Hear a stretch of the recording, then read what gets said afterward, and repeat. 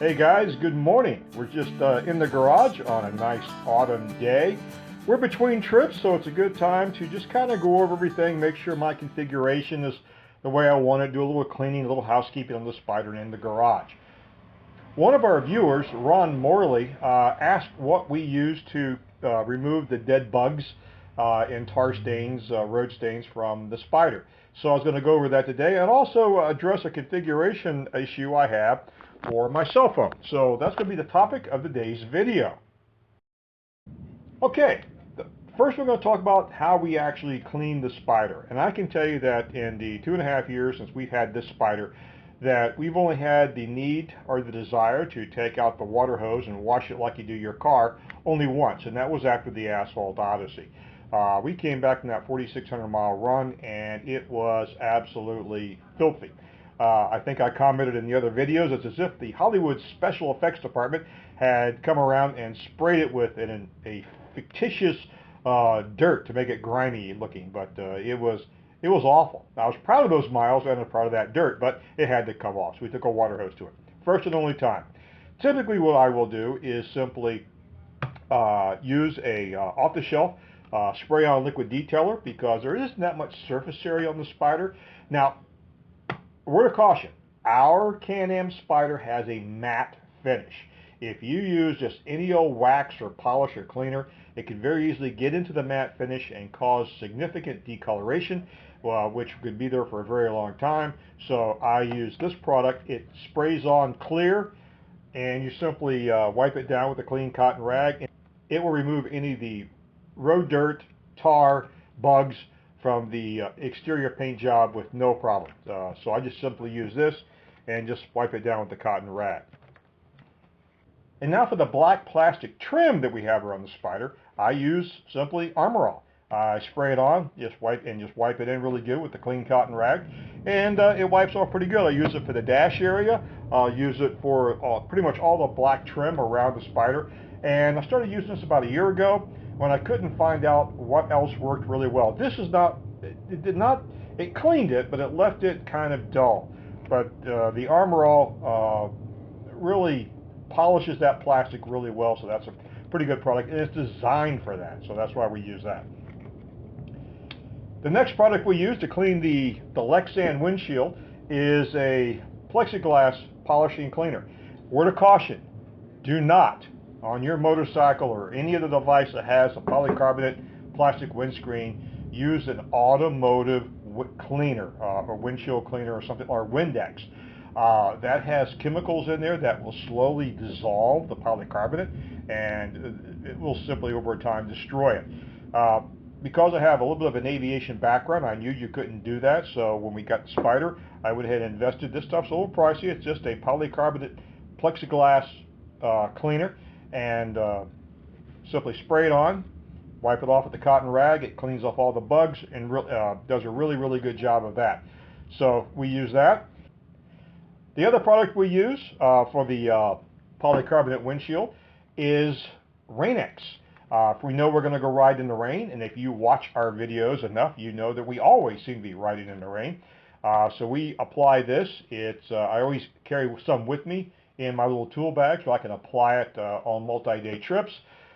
This is not the Rain-X you'll find at your auto parts store or your hardware store. If you use the typical Rain-X product that you would use in your car, it will, in the long term, damage the polycarbonate. This is specially designed for polycarbonate and plastic windshields. I got this at Amazon, so that's what I recommend you picking up some of this and keep this in your kit of things to clean your Spyder. Now, another word of caution is the upholstery for the seats. I'll be honest with you, I've never cleaned them. They don't get that dirty. I might wipe them off with some a little bit of spray cleaner if I need to, maybe a little bit of a damp rag. But a word of caution, do not, under any circumstances, use any other product, such as Armor All, on your upholstery, because you want to be able to stay in the seat when you're going around corners or heavy winds or something like that. Armor All will cause your seat to be slick, and that will not be a good thing if you come sliding out of it as you go around the corner. So you'll find in your handbook that comes with the Spyder, not to use Armor All or any type of leather polish or upholstery cleaner on the upholstery, because it could cause that to happen, and that's not a good thing. So typically, when I decide to go ahead and detail the Spyder, if from start to finish, just using these products, it'll take me about 35 minutes max. Not that much surface area. So I will use these products, and that's all I will use. Okay, the other item we're going to talk about today is how I'm going to change the location of my smartphone. Now, I use my smartphone quite a bit when I travel. A lot of it is for satellite radio, so I can listen to that, change the volume if I need to, access the weather apps, so I can access weather radar, and that sort of thing. My GPS is good right here, but in the past, my cell phone has been sitting lower in this little nylon plastic pouch, and there's two problems with that. Number one, I have to look down to actually see it, which causes me to be distracted from the road. I don't like that. The second problem is the inside of the plastic pouch on a summer day will cause the cell phone to heat up to the point it will shut itself down from overheating. And I don't like that also. And it's also really tricky to try to change the volume control when I'm listening to music. So I want to be able to do that and be able to have easy access to it. So what we're going to do is we're going to install a RAM mount system for my smartphone. The Spyder, when I purchased it used, it came with some RAM mount equipment that the previous owner had not installed. So instead of reinventing the wheel, I'm going to use this. All I'm going to need to do is buy the cell phone holder itself, and then figure out how I'm actually going to mount the RAM mount on the Spyder. Now I have sat on the Spyder for a long period of time and tried to figure out exactly where and how I'm going to mount my phone. I'm pretty sure I'm going to mount it something in this configuration here, so I can actually have access to it and still have access to my beverage. I want it on my non-dominant hand, in other words, my left hand, so the right hand stays next to the throttle, and that sort of thing. So there are no real mounting points for the standard RAM mount. So what I'm going to do is I'm going to go to the hardware store and pick up some hardware, and then I can actually mount the ball mount, the RAM ball mount, right here on the handle grip, and then we could buy the cell phone mount, probably order from Amazon, and then I should be able to have the cell phone fairly accessible. So we'll see how that goes.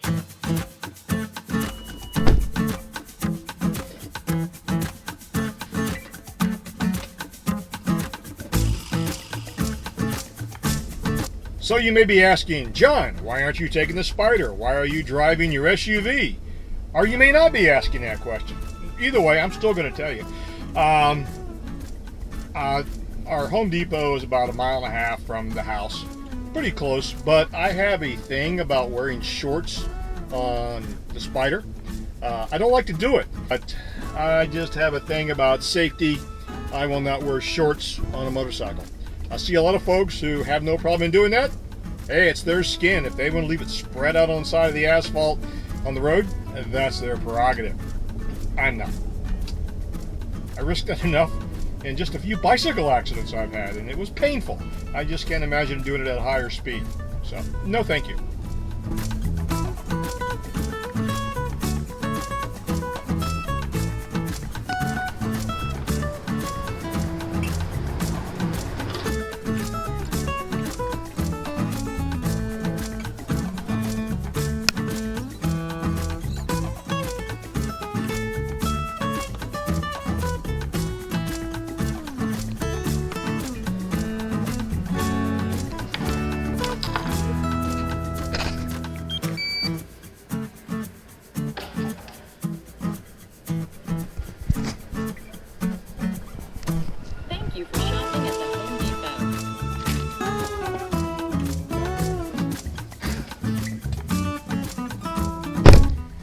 I think that was the shortest amount of time I've ever spent inside of a Home Depot, and probably the also the least expensive.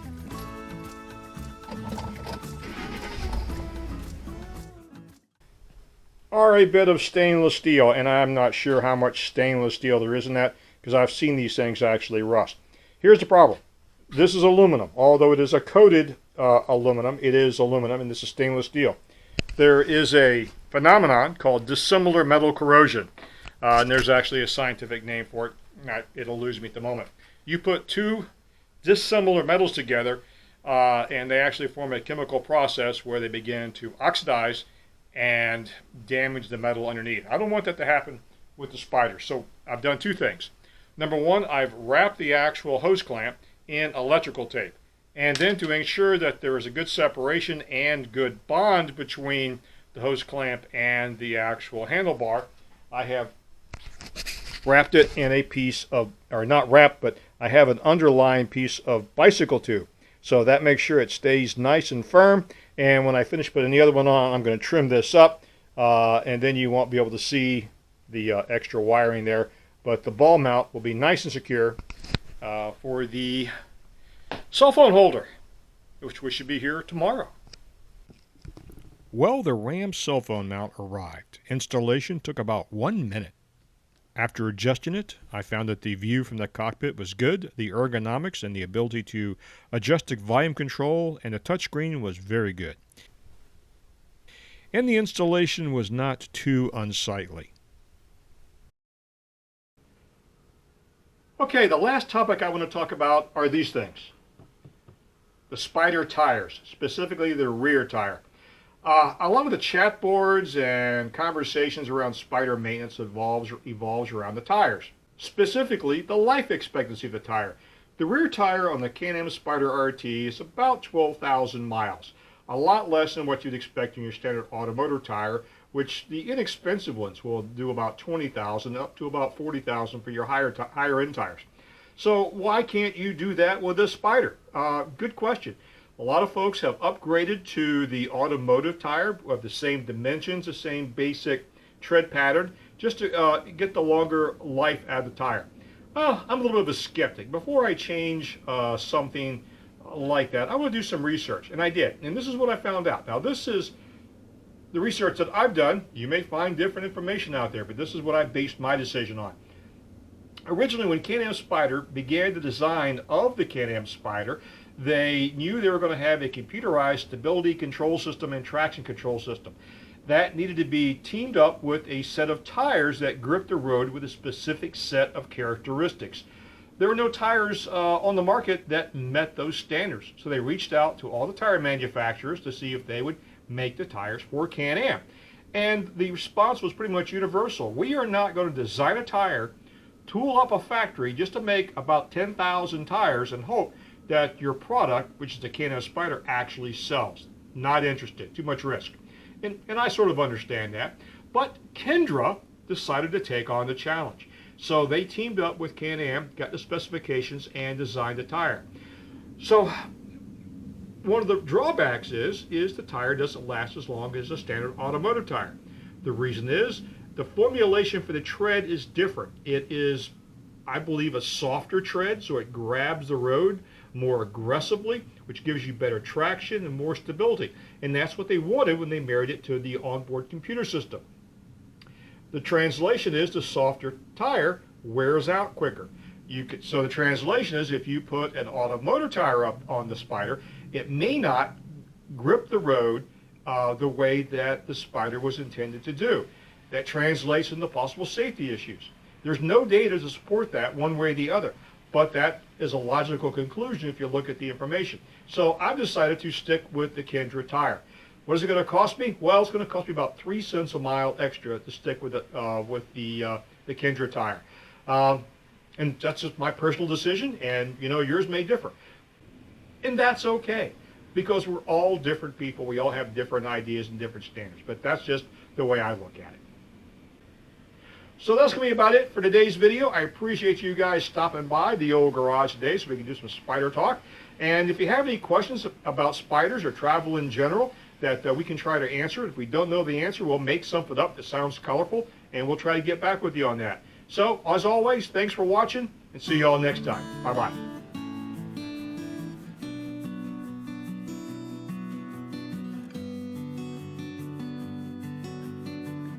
If you like this video, give it a thumbs up. If you don't like it, give it a thumbs down. And don't forget to subscribe. Feel free to leave a comment below.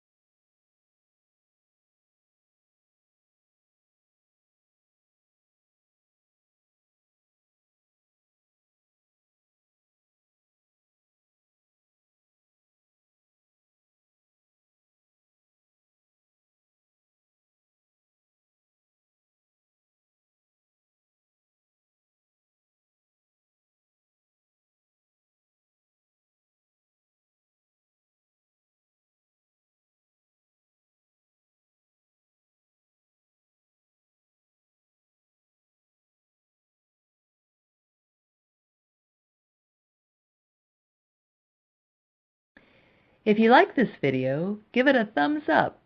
If you don't like it, give it a thumbs down. And don't forget to subscribe.